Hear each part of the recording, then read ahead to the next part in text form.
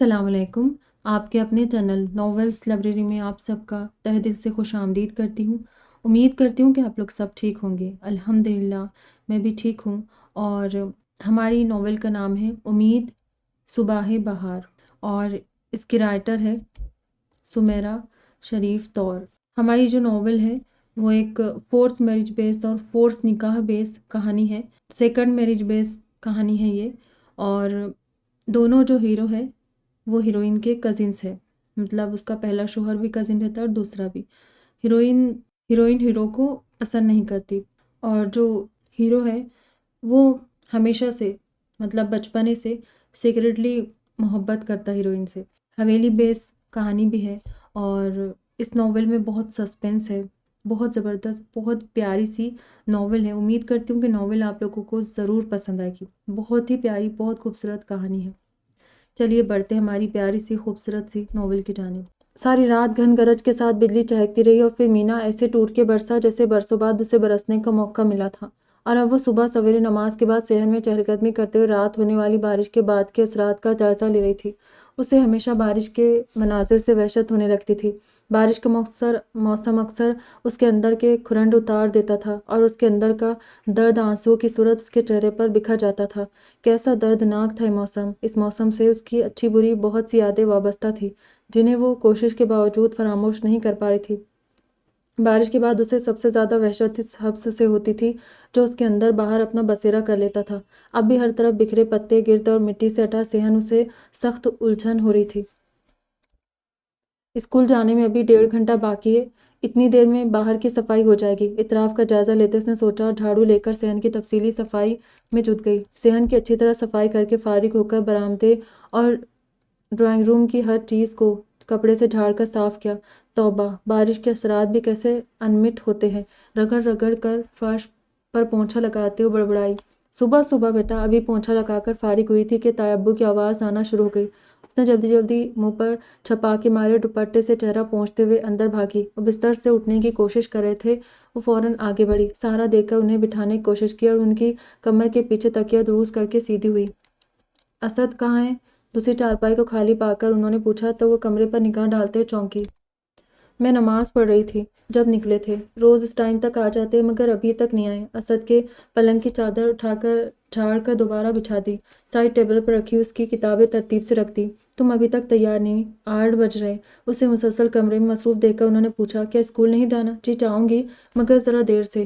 رات کی آندھی اور بارش سے سارا گھر گرد مٹی سے اٹا اور بکھرا پڑا ہے، ہر طرف اتنی گرد ہے، چھت پر بھی پانی جمع ہو گیا ہے، شاید پر نالے کے سوراخ میں کچھ کچرا اٹک گیا ہے، سارا پانی سیڑھیوں سے بہتا رہا ہے۔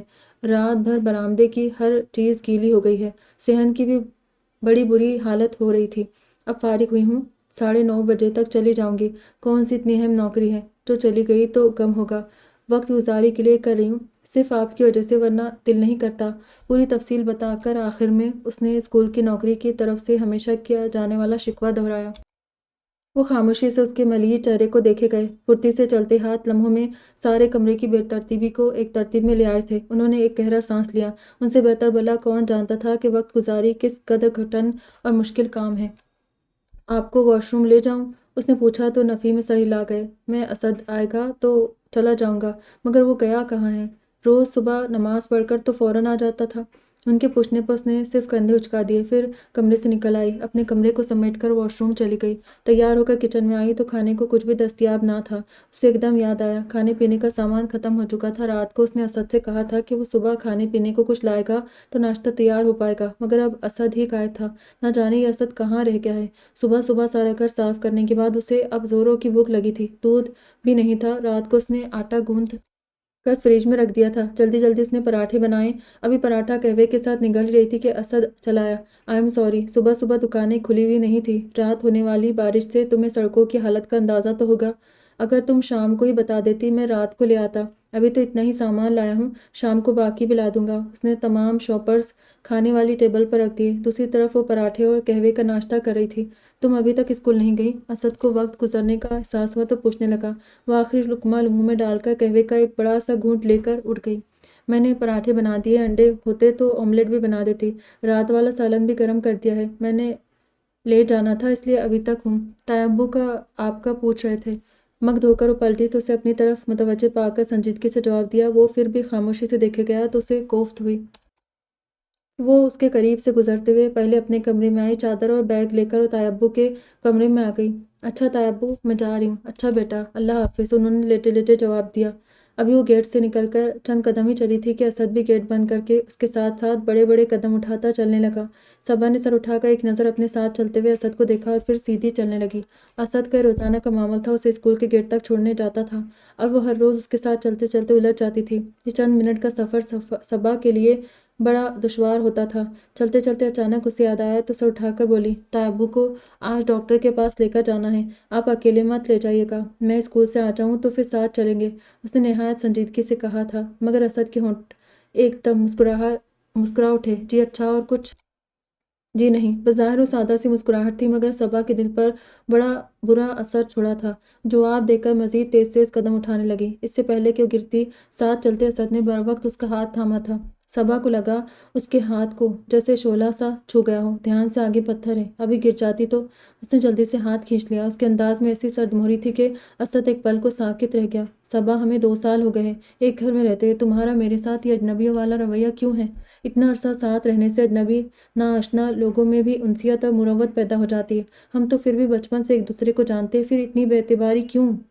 वो हमेशा सबा के साथ रवैये को नज़रअंदाज कर जाता था मगर आज जैसे उसका ज़ब्त चटक सा गया। उसे सबा के यूं तनफ़ुर से हाथ खींच लेने से तकलीफ़ हुई थी। सबा खामोशी से लब भेंचे हुए बड़े बड़े कदम उठा रही थी। उसने कोई जवाब ना दिया। उसका स्कूल नज़दीक था। वो जल्द से जल्द इस हमसफ़र से जान छुड़ा लेना चाहती थी। जैसे उसका स्कूल आया, वो बगैर पलट कर देखे अंदर दाखिल हो गई। असद उसके इस रद्दमल पर शशतर सा खड़ा रह गया। सबा को 2 साल हो गए थे तायब्बू के हाँ आकर रहते हुए, और उन 2 सालों में उसके और असद के दरमियान इस कदर मुख्तसर गुफ्तगू रही थी कि वो उंगलियों पर गिनकर बता सकती थी। उसका असद के साथ रवैया ऐसा ही होता था, बेलचक, सख्त और खुरदुरा। बहुत कम ऐसा हुआ था कि उसने उसे खुद से मुखातिब किया हो। अगर कभी वो मुखातिब करता तो उसका रवैया हमेशा ख़राब होता था। उसकी अम्मी का इंतकाल 2 साल पहले हुआ था, जब तूफ़ानी मौसम में उन्हें अब्बू और हम्माद की अचानक नागहानी मौत की खबर मिली थी। उनके आसाब पर ये खबर बिजली बनकर टूटी थी। वो तो होश हवास ही खो चुकी थी और फिर कई माह तक हॉस्पिटल में ख्वार होने के बाद वो इस ज़िंदगी से हमेशा के लिए नाता तोड़ गई थी। और हम्माद के साथ उसकी ज़िंदगी के खुशगवार दिन सिर्फ चंद माह पर मुहित थे, मगर सबा को लगता था कि इन चंद माह में हम्माद के साथ वो अपनी सारी ज़िंदगी जी गई थी। हम्माद तायब्बू का बेटा था, इंतहाई ज़िम्मेदार और सुलझा हुआ। 2.5 साल पहले उसकी शादी हम्माद से हुई थी। कराची से ब्याह कर लाहौर आ गई थी। बचपन से ही वो तायब्बू और उनके घर वालों से बहुत मानूस रही थी। यही असद था जिसके साथ उसकी बड़ी बेतकल्लुफ़ी थी, और ये संजीदा उबुरदबार शख्स उसकी हर ऊट-पटांग बात का जवाब इंतहाई सुलझे हुए तरीके से दिया करता था। उसकी छुट्टी हर साल तायब्बू के यहाँ लाहौर में गुजरती थी। तायब्बू उसे चाहते भी तो बहुत थे। उसकी अम्मी अब्बू हमेशा उनसे शिकवा करते थे कि उन्होंने सबा को बिगाड़ दिया है, ज़िद्दी बना दिया, मगर वो हर बार उसकी ढाल बन जाते थे। हम्माद से उसका ताल्लुक बेतकल्लुफ़ होने के साथ साथ बड़ा महबूबाना सा था। दोनों एक दूसरे को बेपनाह चाहते थे और दोनों ही एक दूसरे को पाकर बेपनाह खुश थे, मगर ये खुशी सिर्फ 1 माह तक रही। शादी के बाद पहली बार वो और हम्माद कराची गए थे अम्मी अब्बू से मिलने। अम्मी अब्बू बेटी और दामाद को खुश व खुर्रम देखकर बेहद खुश थे।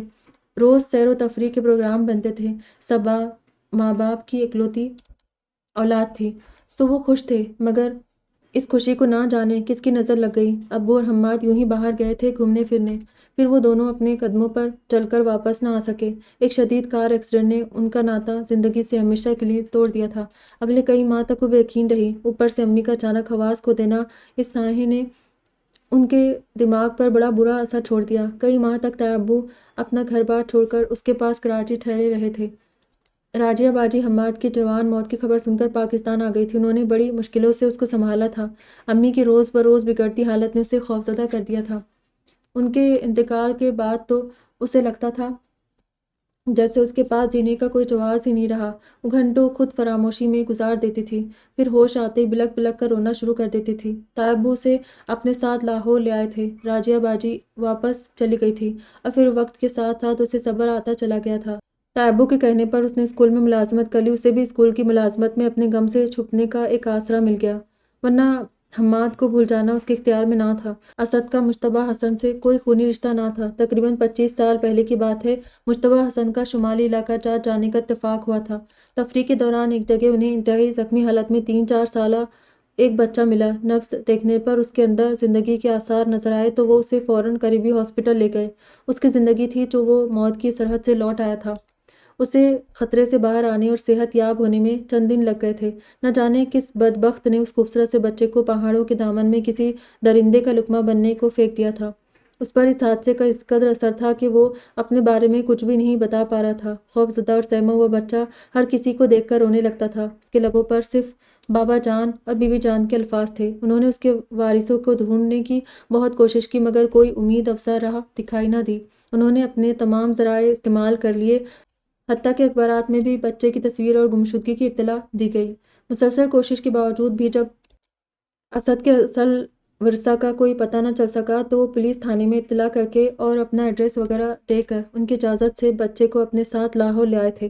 4 سالہ اسد نفسیاتی طور پر اس قدر خوفزدہ ہو چکا تھا کہ جس کو دیکھتا دہشت زدہ ہو جاتا۔ مشتبہ حسن کی بیگم نے اسے بڑی محبت اور شفقت سے اپنے آغوش میں لے لیا تھا۔ طیبو کا خیال تھا کہ اسد کے والدین ایک دن ضرور ان تک آئیں گے، مگر دن ہفتوں اور ہفتے مہینوں میں بدلتے گئے تو بھی نا امید ہو گئے۔ اسد کے وارثوں کا پتہ لگانے میں تمام کوششیں ناکام ہو گئی۔ شاید قدرت نے اسد کی پرورش مشتبہ حسن کے ہاتھوں لکھی تھی۔ بچے کا اصل نام معلوم نہیں کیا تھا مگر انہوں نے اسے اسد مشتبہ حسن کی حیثیت سے پہچان دی، بلکہ اسے معاشرے کا ایک کامیاب اور توانا مرد بنانے کے لیے اپنی تمام کوششیں بھی صرف کر دی۔ مشتبہ حسن صاحب نے کبھی اس سے اس کی اصلیت نہیں چھپائی۔ وہ اچھی طرح باخبر تھا کہ وہ مشتبہ حسن کا حقیقی بیٹا نہیں ہے، مگر اس نے ہر موقع پر حقیقی بیٹا ہونے کا ثبوت دیا تھا، اور وہ بھی برملا کہا کرتے تھے، میرے 2 بیٹے ہیں، اسد اور حماد۔ انہوں نے بھی ایک باپ ہونے کے تمام فرائض نبھائے تھے۔ انہوں نے اسد اور حماد میں کبھی کوئی فرق نہ کیا۔ جب صبا حماد کے ہمراہ بیاہ کر اس گھر میں آئی تھی تو اسد سے بڑے خوشگوار تعلقات رہے تھے، مگر جب اجڑ کر دوبارہ اس گھر میں آئی تو اس نے بہت سی حدود اپنے اور اسد کے درمیان قائم کر لی تھی۔ مشتبہ صاحب جب بھی اسے دیکھتے ان کے اندر اپنے بیٹے کی جدائی کا صدمہ اور گہرا ہونے لگتا۔ اب وہ اکثر بیمار رہنے لگے تھے، اٹھنے بیٹھنے میں اب انہیں دقت ہونے لگی تھی، چند قدم چلتے ہی ہلکان ہو جاتے تھے۔ یہ اعصابی و جسمانی تھکاوٹ انہیں دن بدن کمزور بناتی جا رہی تھی۔ صبا دوبارہ اس گھر میں آنے کے بعد ذہنی طور پر بہت مضطرب ہو چکی تھی۔ جب ہی طیبو کے اصرار پر بلکہ مجبور کرنے پر اس نے قریبی اسکول میں ملازمت کر لی، اس کی توجہ کا ارتکاز بڑھنے لگا تو اس کی ذہنی حالت بھی بہتر ہونے لگی۔ آدھا دن اسکول میں گزار کر آنے کے بعد گھر کی مصروفیات نے اسے بڑا سنبھالا دیا تھا۔ ابھی کچھ عرصہ پہلے کی بات تھی کہ اسے اسد کی طرف سے عجیب سا احساس ہونے لگا تھا۔ اس کے محسوسات اسے اسد کی طرف سے مشکوک کر چکے تھے۔ بے شک اسد نے کبھی کوئی نازیبہ حرکت تو ایک طرف کوئی ناپسندیدہ لفظ بھی نہ کہا، مگر نہ جانے کیوں وہ اپنے دل میں اس کے لیے اچھے جذبات برقرار نہ رکھ پا رہی تھی۔ وہ یہ یقین کرنے پر بھی راضی نہ تھی کہ اسد جو حماد کو سگا بھائی سمجھتا تھا اب اس کی بیوہ کے لیے بدل رہا ہے۔ پھر بھی وہ اس کی طرف سے خاصی محتاط ہوتی جا رہی تھی، جان بوجھ کر تلخ نہیں ہوتی تھی، مگر اسد کو دیکھتے ہی اس کو اپنے احساسات و جذبات پر قابو نہیں رہتا تھا۔ کوشش کرتی تھی کہ کم سے کم اسد سے مخاطب ہو، مگر کبھی کبھار مخاطب کرنے پر اس کے لب و لہجے میں خود بخود تلخی سی سمٹ آتی تھی، جسے ابھی تک مشتبہ صاحب نے محسوس نہیں کیا، مگر وہ نہ صرف بہت اچھی طرح سے محسوس کر گیا تھا بلکہ اس کا پس منظر بھی جان گیا، اور شاید آج اس کا اس طرح سختی سے ٹوک دینا بھی اسی زمرے میں آتا تھا، مگر وہ خود کو پھر بھی حق بجانب سمجھ رہی تھی۔ خان آ گئے؟ خان ذکا اللہ خان نے جیسے ہی حویلی میں قدم رکھا، خبر یہاں سے وہاں تک پھیلتی بی بی جان کے کمرے میں بھی پہنچ گئی۔ بی بی جان، بابا جان آ گئے۔ پشمینہ نے کمرے میں داخل ہو کر بستر پر دراز بی بی جان کو اطلاع دی تو ان کے چہرے پر ایک دم سکون سا سرایت کر گیا۔ خان جی 2 دن کے لیے شہر سے باہر گئے تو بی بی جان کی طبیعت خراب ہو گئی، وہ بہت وہمی ہو گئی تھی، کوئی ان کی نظروں سے ذرا بھی اوجھل ہو جاتا تو ان کو طرح طرح کے وہم ستانے لگتے تھے۔ بڑھتی عمر کے ساتھ ساتھ انہیں دمے کا مرض بھی لاحق ہو گیا۔ السلام علیکم۔ ذکا اللہ خان نے جیسے ہی کمرے میں قدم رکھا بی بی جان اٹھ کر بیٹھ گئی۔ وعلیکم السلام۔ انہیں اپنے ساتھ دیکھ کر وہ بالکل مطمئن ہو گئی تھی۔ طبیعت ٹھیک ہے آپ کی؟ انہوں نے تشویش سے پوچھا۔ نہیں بابا جان، رات سے بی بی جان کو پھر سانس کا پرابلم شروع ہو گیا ہے۔ بی بی جان دن بدن وہمی ہوتی جا رہی ہے، نہ جانے کیوں ان کے دل میں یہ شک جڑ پکڑ چکا ہے کہ جو بھی گھر سے نکلے گا واپس نہیں آئے گا۔ زرمینہ آپی اور بھائی جان رات کو آ گئے تھے، ابھی گئے ہیں۔ پشمینہ نے اپنے بابا جان سے ادب سے سر جھکا کر پیار لیا اور فوراً بی بی جان کی شکایت کی تو مسکرا دی۔ خان صاحب نے ایک سنجیدہ نگاہ اپنی شریک حیات پر ڈالی تو خفت سے مسکرا کر سر جھکا گئی۔ پشمینہ بیٹا، میرا سے کہو کھانا لگائے، تمہارے بابا جان سفر سے لوٹے ہیں، کچھ پینے کو پلائیں۔ بی بی جان نے پشمینہ سے کہا تو فوراً سر ہلاتی کمرے سے نکل گئی۔ کتنی دفعہ آپ سے کہا ہے کہ بھول جائے اس واقعے کو، اپنے آپ کو مطمئن اور پرسکون رکھا کریں، مگر کیا آپ بھول گئے ہیں اس سانحے کو؟ انہوں نے تڑپ کر کہا، اور خان ذکاء اللہ خان کو لگا ان کے زخموں سے خون رسنے لگا ہو۔ وہ ایسا ہی گہرا زخم تھا جو بھرتا ہی نہ تھا بلکہ اب تو ناسور بن گیا تھا۔ کوئی حادثہ ہو جاتا تو دل کو قرار بھی آ جاتا، مگر اس طرح نہیں خان صاحب، اس کی جدائی تو میرے دل کو ناسور بنا گئی ہے۔ وہ بھولتا ہی نہیں، آج وہ ہوتا تو اس کی شادی ہو چکی ہوتی، بیوی بچے ہوتے، میرے آس پاس میری سب اولادیں ہوتی۔ بچے ہیں مگر وہ نہیں ہیں، میرا دل روتا ہے خان صاحب۔ اپنے ہاتھوں سے تیار کر کے میں نے اسے باہر کھیلنے کو بھیجا تھا، پھر وہ کبھی واپس ہی نہیں آیا۔ میں تو اس کی صورت دیکھنے کو ترس گئی ہوں۔ لوگ کہتے ہیں کوئی بھیڑیا، کوئی جانور کھا گیا ہوگا، مگر کوئی نشان تو ملتا۔ پھوٹ پھوٹ کر رونے لگی تھی۔ انہیں تو اپنے بیٹے کو یاد کر کے رونے کا بہانہ چاہیے ہوتا تھا۔ بس کرے بیگم، بس کرے، میرا دل بھی خون خون ہو جاتا ہے۔ میرا بازو تھا، میرے وجود کا حصہ، میری طاقت تھا، میرا اکلوتا بیٹا۔ سب کچھ آپ کے سامنے ہے، کیا کچھ نہ کیا میں نے؟ پولیس، ٹی وی، اخبار کھوجی، ہر ذریعہ اختیار کیا، مگر اس کا کوئی اتا پتہ نہ ملا۔ وہ بی بی جان کے پاس صوفے پر ڈھیسے گئے۔ اب تو ان کی بھی ہمت ٹوٹنے لگی تھی۔ اپنے تمام بچوں کے درمیان اپنے سارم کو نہ پا کر ان کے دل سے ہوک اٹھتی تھی۔ دل غم سے بھر جاتا تھا، مگر صبر و ضبط سے سب سہ جاتے تھے کہ یہی رب کی مرضی تھی۔ مگر اس پاگل دیوانی ماں کو کیسے سمجھاتے جو آج بھی آس لگائے بیٹھی تھی کہ وہ زندہ ہوگا اور انہیں ملے گا۔ خان صاحب، پتہ نہیں کیوں میرا دل کہتا ہے وہ زندہ ہے۔ مجھے راتوں کو خواب آتے ہیں، وہ مجھے پکارتا ہے، بی بی جان، بی بی جان۔ اس کے ننھے منھے ہاتھ میرے قریب آتے ہیں اور جب میں اسے پکڑنے لگتی ہوں تو وہ غائب ہو جاتا ہے۔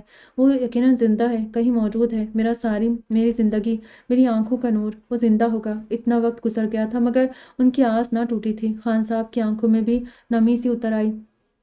پشمینہ شربت کا جگ اور گلاس ٹرے میں رکھے کمرے میں دستک دے کر داخل ہوئی تو بی بی جان کی سسکیاں اسے اذیت دے گئی۔ اس نے خاموشی سے گلاس بھر کر بابا جان کو تھمایا۔ جیتی رہو۔ انہوں نے بیٹی کے سر پر ہاتھ رکھا۔ بی بی جان کو بھی ایک گلاس تھما کر وہ ان کی دوسری طرف بیٹھ گئی۔ بی بی جان، پھپھی گل خانم کا فون آیا ہے، وہ لوگ شام کو آ رہے آپ کی عیادت کے لیے۔ بی بی جان کی بھیگی آنکھوں سے اسے بڑی تکلیف ہو رہی تھی اور یہ تکلیف اس کے چہرے سے صاف ظاہر تھی۔ اچھا، میرا سے کہو کھانے پینے کا اچھا سا انتظام کر لے، میں بھی آتی ہوں، ابھی دوپہر کا کھانا لگواؤ۔ آنسو صاف کر کے انہوں نے کہا، جی میں میرا سے کہتی ہوں۔ اسبات میں سر ہلاتے ہوئے کمرے سے نکل گئی۔ کھانے کی میز پر تینوں ہی تھے۔ پلوشے اور زرمینے کی شادی کے بعد اب گھر میں صرف وہی تھی۔ خان ذکاء اللہ خان دیگر خانوں کی طرح روایتی نہ تھے۔ انہوں نے اپنی دو بیٹیوں کی شادی بے شک خاندان میں ہی کی تھی، مگر تعلیم انہیں وقت اور حالات کے تقاضوں کے مطابق دلوائی تھی۔ ان کی تینوں بیٹیاں یونیورسٹی کی تعلیم یافتہ تھیں۔ پشمینہ ایم اے کے امتحان دے کر چند ماہ قبل ہی فارغ ہوئی تھی۔ شام ہوتی گل خانم اپنی شہری بہو راشدہ اور دونوں بیٹوں کے ہمراہ چلی آئی۔ آتے انہوں نے حسب عادت پشمینہ کو لپٹا کر پیار کیا۔ زوار، سجاول بھائی اور راشدہ بھابھی کے ساتھ وہ پھوپھی بیگم کے اس مظاہرے پر سرخ سی ہو گئی تھی۔ پھر اسے چھوڑ کر وہ بی بی جان سے ان کی طبیعت کا احوال دریافت کرنے لگی۔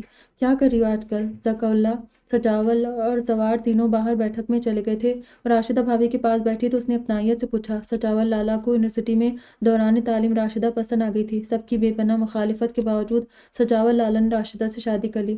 خوش قسمتی سے راشدہ ایک اچھی اور سلجھی ہوئی بہو ثابت ہوئی۔ سب کی مخالفت توڑ گئی، مگر گل خانم کا ملال نہیں جاتا تھا۔ سجاول کے لیے پشمینہ کو سوچے بیٹھی تھی، مگر جب سجاول نے راشدہ سے شادی کر لی تو انہوں نے زوار کو پکڑ لیا۔ وہ اپنے بھائی کی بیٹی کو کسی طور چھوڑنے پر راضی نہ تھی اور اپنی اس چاہت کا وہ برملا اظہار بھی کرتی تھی۔ کچھ خاص نہیں، ایگزامز کے بعد فارغ ہی ہوں، بس رزلٹ کا انتظار ہے، اور بابا جان کا تو آپ کو علم ہے ماسٹر انہوں نے کروا دیا ہے، مزید کچھ کرنے کی اجازت نہیں، اس نے مسکرا کر کہا۔ زرمینے اور پلوشے کیسی ہے؟ راشدہ بھابھی نے پوچھا۔ سب ٹھیک ہے۔ زرمینے رات کو آئی تھی، دوپہر کو چلی گئی، اور پلوشے تو روز فون کرتی ہے، خوش ہے۔ کھانا سب نے اکٹھے ہی کھایا۔ کھانے کے بعد وہ راشدہ کے ساتھ لان میں چلی آئی۔ چاندنی رات میں تالاب کے پاس بیٹھے ہوئے ماحول میں ایک عجیب سا فسود طاری تھا جس سے وہ دونوں محظوظ ہو رہی تھی۔ تم تو ایگزامز کے بعد ایسے غائب ہوئی ہو کہ تمہیں ڈھونڈنے کے لیے لگتا ہے شہر میں منادی کروانا پڑے گی۔ اپنے عقب میں زوار کی بھاری دلکش آواز پر وہ فوراً پلٹی۔ راشدہ بھابھی مسکراتی دونوں کو دیکھنے لگی۔ تم یہاں کیوں آئے ہو؟ اس نے تیوریہ چڑھا کر زوار کو گھورا تو مسکراتا ہوا راشدہ اور اس کے درمیان خالی جگہ پر ٹک گیا۔ دونوں تالاب کی دیوار پر بیٹھی ہوئی تھی۔ تمہیں دیکھے بڑے دن ہو گئے ہیں، تمہاری کڑوی کسیلی سنے، اس نے جواباً اسے گھور کر جواب دیا۔ دیکھ رہی بھابھی، یہ ہمیشہ لڑائی کی ابتدا کرتا ہے اگر میں کچھ کہتی ہوں تو بابا جان تک شکایت پہنچ جاتی ہے۔ میں تو دن رات شکرانے کے نفل پڑھتی ہوں کہ تم جیسے باڈی گارڈ سے جان چھوٹی۔ یونیورسٹی میں برداشت کرنا تو مجبوری تھی کہ بابا جان اکیلے آنے جانے نہیں دیتے تھے۔ اس نے بھی فوراً حساب چکایا۔ تمہیں اتنا ہینڈسم، وجیح اور خوبصورت لڑکا باڈی گارڈ لگتا ہے؟ اس نے فوراً اس کے الفاظ پر گرفت کی تھی۔ میرے لیے تو باڈی گارڈ ہی تھے، بابا جان نے تمہیں یہی تو بتایا تھا۔ خیر، باڈی گارڈ کا بڑا خوبصورت مفہوم بھی لیا جا سکتا ہے، کیوں بھابھی جان؟ اس نے فوراً راشدہ کو ساتھ ملایا۔ اس نے فوراً مسکراتے ہوئے گردن ہلا دی۔ بکواس نہیں کرو، میں گل بی بی سے شکایت کر دوں گی، چل کر بولی۔ بس چوک، اس طرح تو میرا کام اور آسان ہو جائے گا۔ سرخ سرخ چہرے والی پشمینہ اسے شروع سے ہی بڑی پسند تھی۔ سجاول کی شادی کے بعد زوار کی راہ کھل گئی تھی۔ پہلے پشمینہ سے تعلق وہ اپنی ہر سوچ چھپا کر رکھتا تھا، مگر اب کھلے عام اظہار کرتا تھا، اور پشمینہ اسی بات سے بدکتی تھی۔ اب بھی اسے گھورا تھا۔ ظالم نظروں سے تم نہ مجھ کو دیکھو، مر جاؤں گا او جانے جاں۔ وہ بڑی شوخی سے گنگنایا۔ بھابھی، اس نے بے اختیار ہنستی راشدہ کو پکارا۔ بری بات زوار، تم خواہ مخواہ بیچاری کو تنگ کر رہے ہو۔ خواہ مخواہ؟ اس نے ابروج کھائے۔ میں تمہیں تالاب میں دھکا دے دوں گی، خبردار اب تم ایک لفظ بھی بولے تو۔ اس نے دھمکی دی۔ زوار اور وہ یونیورسٹی میں اکٹھے تھے۔ بابا جان نے ان سب بہنوں کے تعلیمی سلسلے میں کہیں بھی آنے جانے کی تمام ذمہ داریاں سجاول اور زوار پر ہی ڈالی ہوئی تھی، بلکہ سارم کی گمشدگی کے بعد پھوپھی بیگم نے بی بی جان کی حالت دیکھتے ہوئے زوار کو ہمیشہ کے لیے ادھر ہی چھوڑ دیا تھا۔ وہ ایک طرح سے بابا جان کا منہ بولا بیٹا بنا ہوا تھا، اسی لیے اس کی سب کے ساتھ ایسی بے تکلفی تھی۔ اور تب گلے بی بی نے رشتے کا جوش و شور چھوڑا، اس وجہ سے پشمینہ اسے ہچکچانے لگی تھی، ورنہ ہم عمر ہونے اور ایک جیسے مشاغل رکھنے کی وجہ سے دونوں کی خوب بنتی تھی۔ جتنا لڑتے تھے پیار بھی اتنا ہی تھا، مگر جو ہی زوار کے تیور بدلے وہ اس سے پہلو بچانے لگی تھی۔ توبہ، لڑتے ہی رہتے ہو تم دونوں۔ میں اندر ممانی جان کے پاس جا رہی ہوں، لڑو آرام سے۔ راشدہ دونوں کو ٹوک کر اندر کی طرف بڑھ گئی۔ وہ بھی منہ پھلا کر اسے کناتوز نظروں سے گھورتے ہوئے جانے لگی تو زوار نے تیزی سے اس کا ہاتھ تھام کر روک لیا۔ کیا ہے؟ کاٹ کھانے کو دوڑی۔ کبھی پیار سے بھی پوچھ لیا کرو، ہر وقت لڑا کر تیارہ بنی رہتی ہوں۔ الفاظ کے برعکس زوار کی آنکھوں کے تیور ایسے تھے کہ وہ ایک دم سٹپٹا گئی۔ ہاتھ تو چھوڑو۔ اسے گھبراتے دیکھ کر وہ محسوس ہوا بی بی جان آج ماموں جان سے ہمارے رشتے کی باقاعدہ بات کرنے آئی ہے۔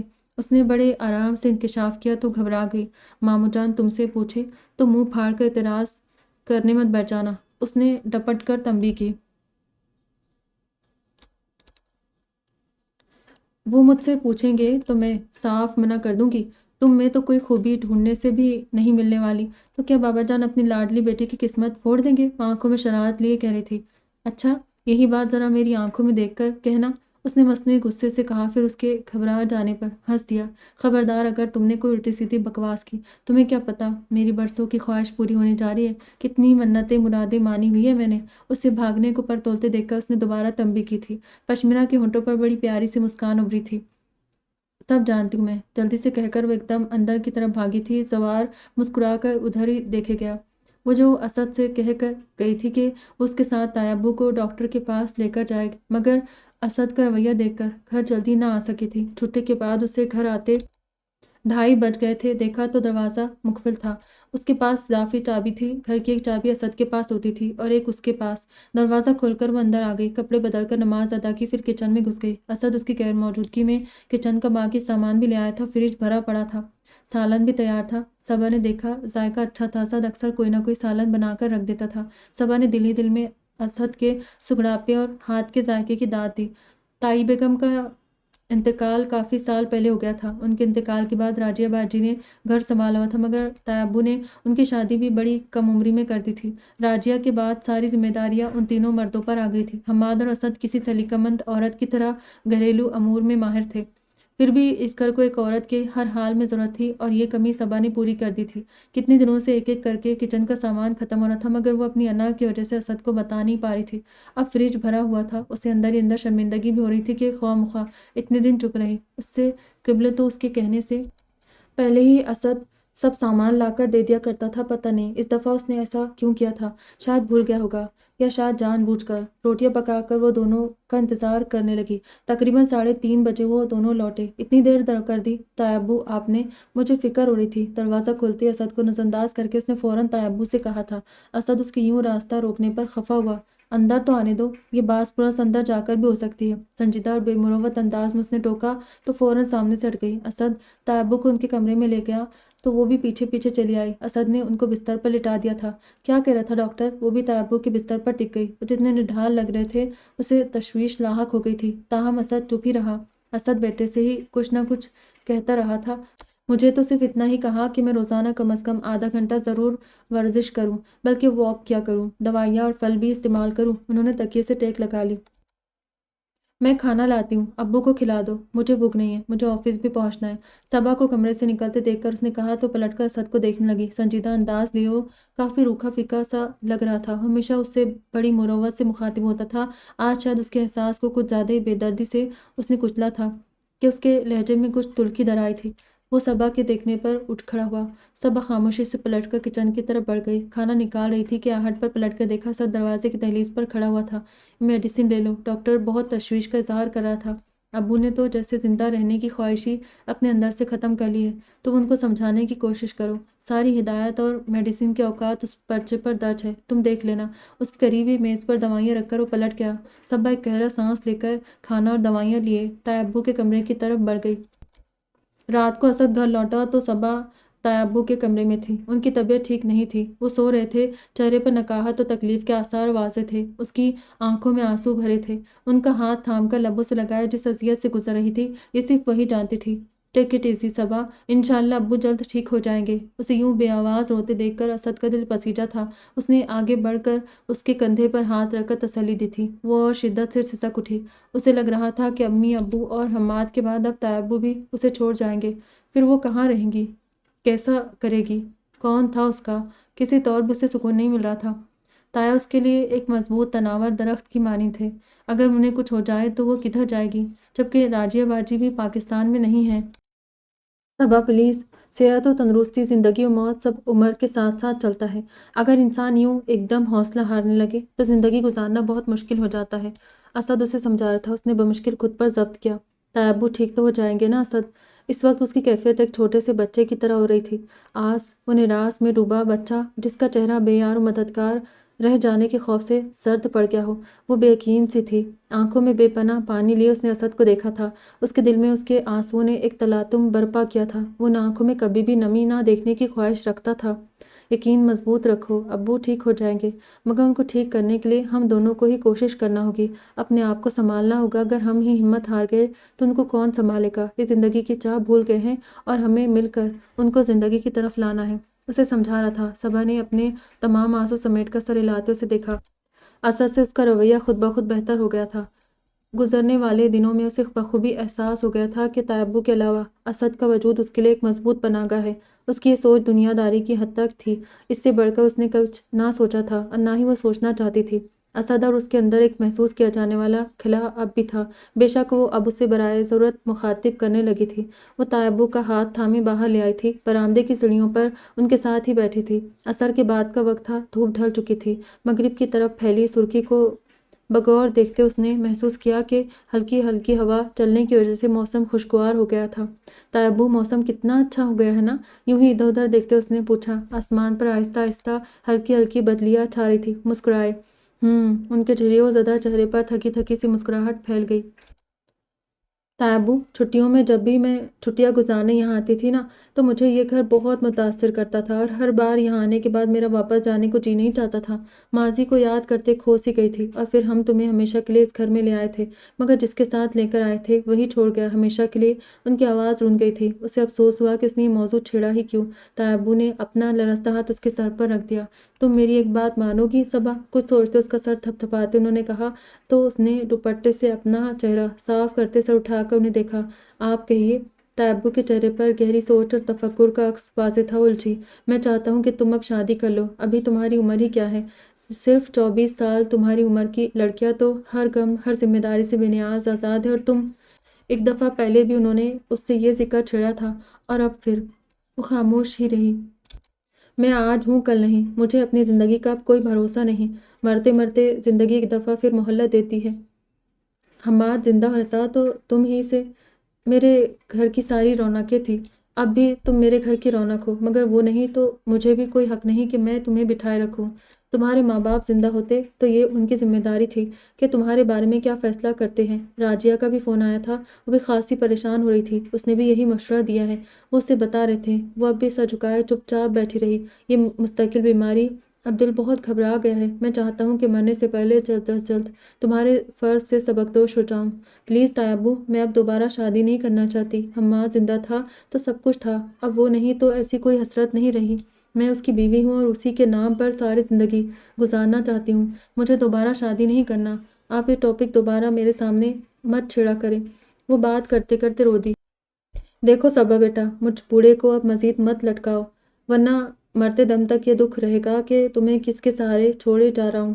وہ دل گرفتہ سے خاموش ہو گئے تھے، دونوں کے درمیان خاموشی کے پل طویل ہوتے جا رہے تھے۔ اندر چلے، آندھی آنے والی ہے، کتنی تیز ہوا ہو گئی ہے، آسمان پر بدلیاں گہری ہو گئی تھی، مغرب میں ڈوبتا سورج مزید اوجھل ہو گیا تھا۔ ہوا کا زور تیز تر ہوا تو اس نے انہیں ہاتھ سے پکڑ کر کھڑا کیا۔ انہوں نے بڑی اذیت و بے بسی سے اسے دیکھا تو وہ چپ چاپ سر جھکا گئی۔ انہیں کمرے میں پہنچا کر وہ کچن میں آ گئی تھی، چیزوں کو ادھر ادھر کرتے ہوئے بھی ذہن طائی ابو کی باتوں میں الجھا ہوا تھا۔ یہ ممکن نہیں طائی ابو، پلیز مجھے معاف کر دے، جو آپ چاہ رہے ایسا اب ممکن نہیں۔ میں حماد کی سنگت میں ساری خوشیاں حاصل کر چکی ہوں، اب اس تار دل میں کسی اور کے لیے قطعی کوئی گنجائش نہیں۔ اس خیال سے ہی کہ اس کی زندگی میں حماد کی جگہ کوئی اور بھی لے سکتا ہے، وہ بے پناہ اذیت کا شکار ہو گئی تھی۔ اسد آیا تو اسے کھانا دے کر وہ عشاء کی نماز پڑھنے کمرے میں چلی آئی۔ نماز پڑھ کے واپس کچن میں آئی تو اسد کھانا کھانے کے بعد برتن بھی دھو کر جا چکا تھا۔ اس کی آواز طائی ابو کے کمرے سے آ رہی تھی، دونوں کسی موضوع پر بات کر رہے تھے۔ اس نے کچن سمیٹ کر چائے بنا لی تھی، میں نے اس سے پھر بات کی تھی مگر وہ انکار کر رہی ہے۔ چائے بنا کر وہ طائی ابو کے کمرے میں آئی تو دروازے پر ہی رک گئی۔ موضوع بحث شاید اس کی ذات تھی، تو پھر اب آپ کیا چاہتے ہیں؟ یہ اسد کی آواز تھی۔ وہ پوری طرح متوجہ ہوئی۔ تم جانتے ہو کہ میں کیوں تم دونوں پر بار بار زور دے رہا ہوں؟ طائی ابو کی نروٹھی آواز سنائی دی۔ صبا ایسا کبھی نہیں چاہے گی، اسد نے پرسکون انداز میں کہا۔ صبا الجھی۔ حماد کو گزرے 2 سال ہو گئے، سنبھل گئی ہے وہ کافی، آہستہ آہستہ حالات سے سمجھوتہ کر لے گی، تھوڑی جذباتی ہو رہی ہے اور کچھ نہیں، پھر بھی میرا خیال ہے وہ ایسا کبھی نہیں چاہے گی، میں اسے اچھی طرح سمجھتا ہوں۔ اسد، میں سمجھوں کہ تمہارے نزدیک میری خواہش کی کوئی اہمیت نہیں؟ طائی ابو کی بھیگی آواز پر اسد تڑپ اٹھا۔ پلیز ابو جان، کیوں مجھے گنہگار کرتے ہیں؟ ساری صورتحال آپ کے سامنے ہے۔ حماد اور صبا کی اٹیچمنٹ سے آپ بے خبر تو نہیں؟ حماد کو اللہ نے عمر ہی اتنی دی تھی، ورنہ میں تو ایسا سوچنا بھی اپنے لیے گناہ تصور کرتا ہوں۔ اسد بیٹے، یہ میری خواہش ہے، اور جو وقت گزرتا جا رہا ہے یہ شدید تر ہوتی جا رہی ہے۔ میں دل سے چاہتا ہوں کہ تم صبا سے شادی کر لو، اسے تحفظ دو۔ انہوں نے ذرا توقف سے کہا۔ حماد کی اگر خواہش نہ ہوتی تو تب بھی میں نے سوچ رکھا تھا کہ صبا کو تمہارے لیے اس گھر میں لاؤں، مگر پھر حماد نے خواہش کا اظہار کر دیا۔ پھر صبا کا رجحان دیکھتے میں نے بھی چپ سادھ لی۔ وہ اب نہیں، مگر تم تو ہو نا، تم سے بہتر صبا کو کوئی اور نہیں سمجھ سکتا۔ خاموش، تباہ، سنجیدہ مزاج، جذباتی سی لڑکی ہے، مجھے خوف آتا ہے کہ کہیں اسے ایسی ویسی جگہ بیاہ کر اس کے ساتھ زیادتی نہ کر بیٹھوں۔ میں اسے تکلیف نہیں دینا چاہتا۔ وہ حماد کو نہیں بولی، اب بھی ذکر کرتا ہوں تو رو دیتی ہے۔ مجھے تم پر بھروسہ ہے، تمہارے ساتھ بیاہتے ہوئے مجھے یہ تکلیف نہیں ہوگی کہ تم اسے اس کی پچھلی زندگی کا حوالہ دو گے۔ مجھے یقین ہے تم دونوں بہت خوش رہو گے، تم اسے اسی طرح عزت اور مان دو گے جیسے حماد دیتا تھا۔ ٹرے صبا کے ہاتھوں میں لرز گئی تھی، اسے لگا کسی نے اس کا دل مٹھی میں بھینچ لیا ہو۔ تمہیں کوئی اعتراض تو نہیں اسد؟ اگر ہے تو کہہ دو، جو بھی دل میں ہے بتا دو۔ اس سے پہلے کہ اسد کچھ کہتا وہ واپس پلٹ گئی۔ ٹرے کچن کے سلیب پر رکھ کر وہ اپنے کمرے میں بند ہو گئی۔ حویلی بقع نور بنی ہوئی تھی، دلہن کی طرح سجی حویلی دور سے ہی دیکھنے سے نمایاں ہو رہی تھی۔ آج خان ذکا اللہ خان کی سب سے چھوٹی اور لاڈلی بیٹی پشمینہ خان کی منگنی زوار خان سے ہو رہی تھی۔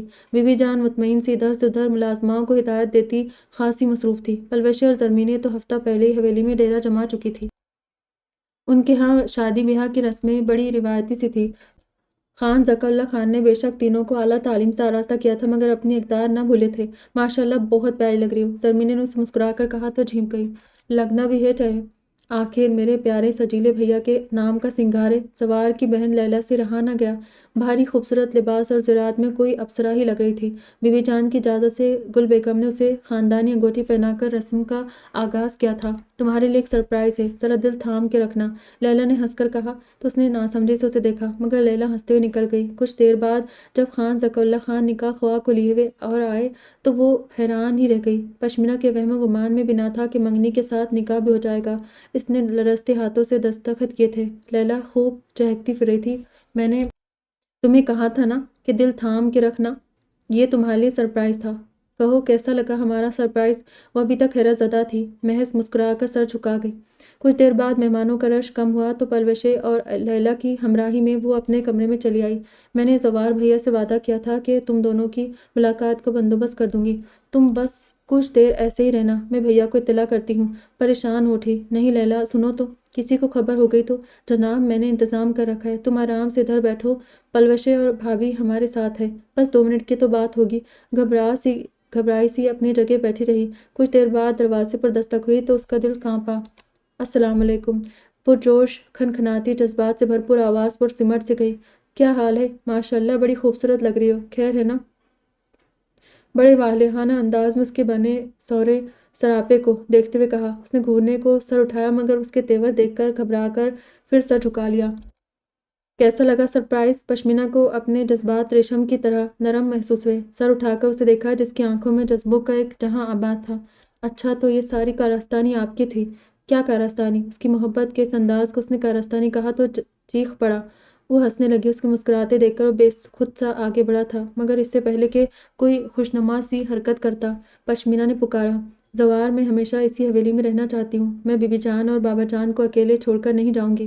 زوار نے اسے ایک پل کو بغور دیکھا۔ بی بی جان نے تمہیں اپنا بیٹا بنایا ہوا ہے، تم شروع سے ہی اس حویلی میں رہے ہو، بابا جان اور بی بی جان نے تم سے بہت سی امیدیں باندھ رکھی ہیں، بابا قبیلے کی وجہ سے ایسا نہیں سوچتے مگر تم ہمیشہ اس حویلی میں رہے ہو، یہ ان کی بھی خواہش ہے۔ اس نے جھجکتے ہوئے دل کی بات کہہ دی تھی۔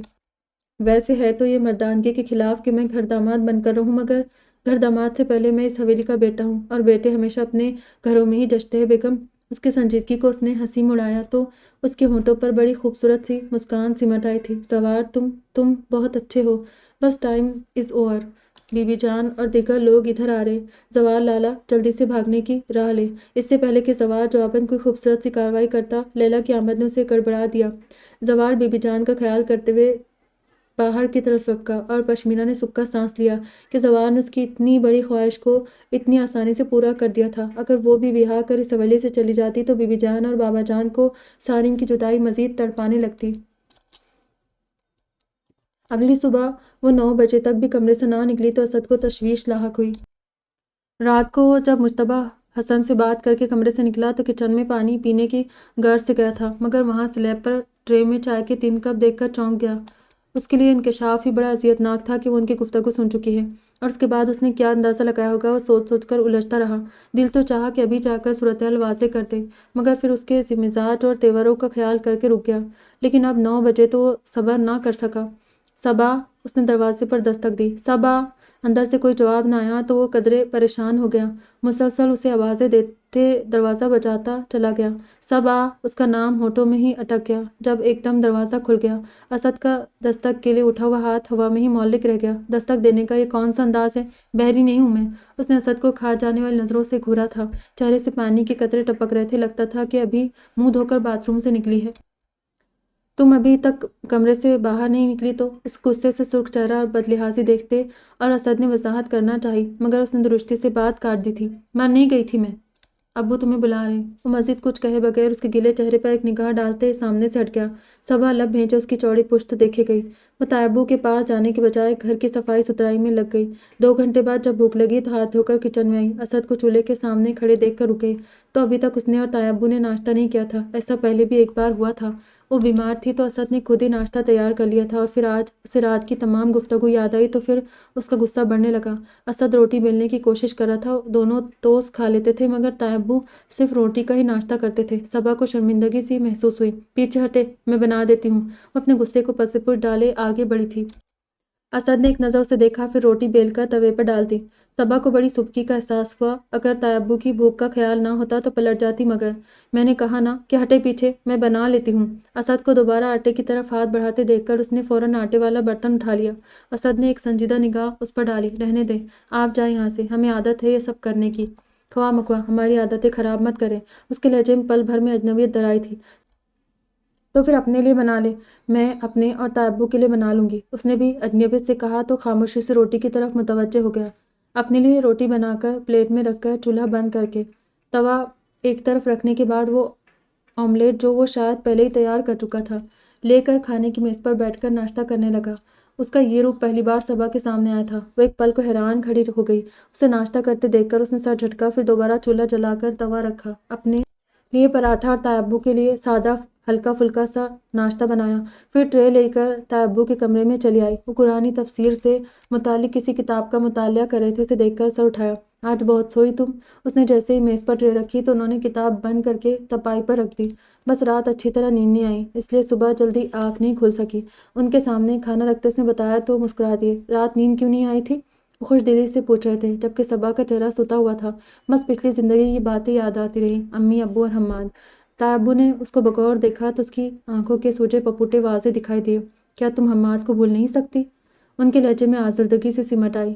اس کے سامنے ناشتہ رکھا تھا مگر ابھی تک اس نے ایک لقمہ بھی نہ لیا۔ تائبو اس کا چہرہ دیکھتے رہ گئے۔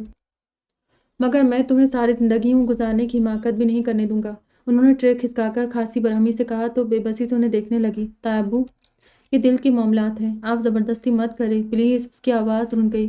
مجتبیٰ حسن صاحب دکھ سے اسے دیکھنے لگے۔ صبا بیٹے، یہ زبردستی نہیں ہے، تم ابھی کم عمر ہو، جذباتی ہو، تم نہیں سمجھ سکتی کہ تمہیں مستقبل میں کن مسائل اور حالات کا سامنا کرنا ہوگا۔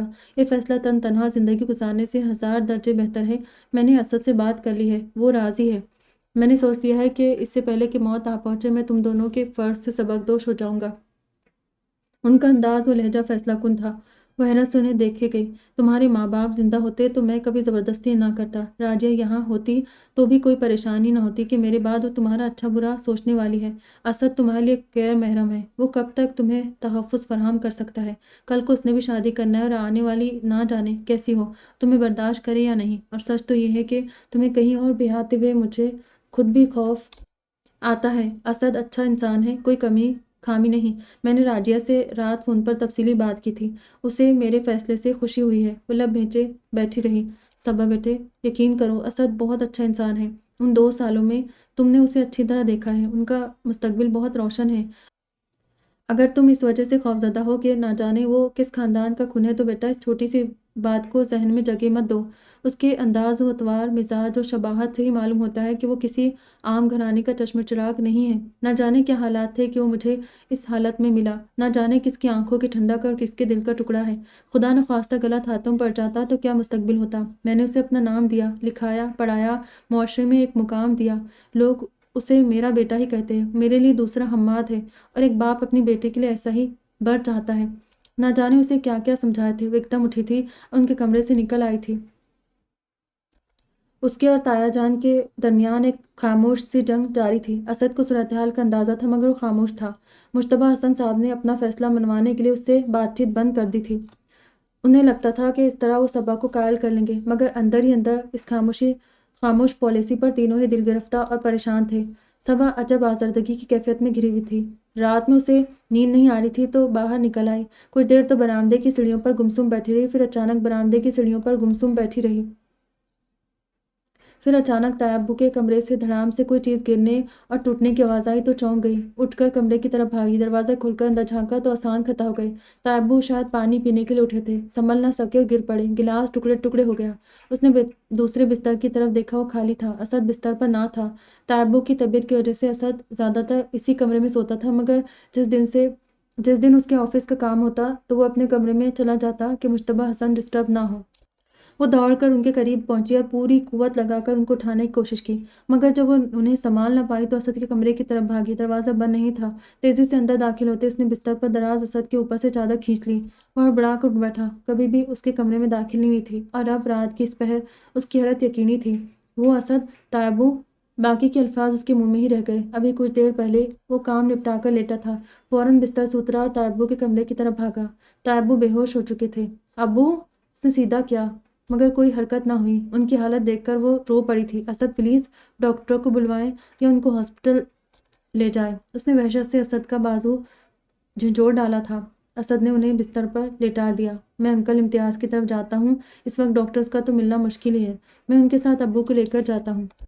وہ عجلت میں کہتے ہوئے باہر نکل گیا۔ کچھ دیر بعد لوٹا تو اس کے ساتھ انکل امتیاز تھے۔ وہ انکل امتیاز کے ساتھ مشتبہ حسن کو لے کر ہاسپٹل چلا گیا۔ ساری رات وہ پریشانی میں ٹہلتی رہی۔ صبح اس نے ہاسپٹل سے صبا کو خیریت کا فون کر دیا۔ دوپہر میں اسد اسے لینے گھر آیا تو کافی تھکا ہوا اور نڈھال لگ رہا تھا۔ ساری رات کی بھاگ دوڑ اور بے آرامی نے اسے کافی متاثر کیا تھا۔ اسد کو اس حالت میں دیکھ کر صبا شرمندہ سی ہو گئی۔ بہت تھک گئے ہیں، کھانا کھائیں گے؟ اس نے بالوں میں انگلیاں چلاتے چلاتے رک کر اسے دیکھا۔ تھکے تھکے اعصاب لیے اس نے آنکھیں موند لی۔ کچھ توقف کے بعد اس نے کہا تھا۔ وہ کچن میں گئی۔ اس کے لیے کھانا بناتے ہوئے وہ عجب سے احساسات کا شکار ہوئی۔ کھانے کی ٹرے اس کے سامنے میز پر رکھی۔ آواز پر اسد نے آنکھیں کھولی۔ ٹرے اپنی طرف کھسکاتے اس نے صبا سے بھی کھانے کو کہا تھا۔ خاموشی سے بیٹھ گئی۔ صبا، ابو جان کی زندگی کا کوئی بھروسہ نہیں۔ ڈاکٹرز مکمل طور پر نا امید ہے۔ کہہ رہے ہیں کہ اس اٹیک کے بعد ان کی حالت سنبھلنے کی بجائے مزید بگڑنے کا خدشہ ہے۔ دراصل وہ خود بھی اپنی ول پاور ختم کر چکے ہیں۔ ڈاکٹرز کہہ رہے تھے کہ گھر میں ان پر خصوصی توجہ دے، انہیں ایسا ماحول فراہم کرے کہ یہ ٹینشن سے دور رہیں۔ انہیں انجائنا کا دورہ پڑا تھا۔ کھانا کھاتے دھیمے لب و لہجے میں اس نے ساری صورتحال بتائی۔ صبا کا ضبط بکھر کر رہ گیا۔ پھوٹ پھوٹ کر رو پڑی۔ رونے کا کوئی فائدہ نہیں صبا، آپ کو یہ ساری صورتحال اس لیے بتا رہا ہوں کہ آپ کا ان سے دوہرا رشتہ ہے۔ میرا بے شک ان سے خون کا کوئی رشتہ نہیں، مگر میں نے انہیں ہمیشہ باپ ہی تسلیم کیا ہے۔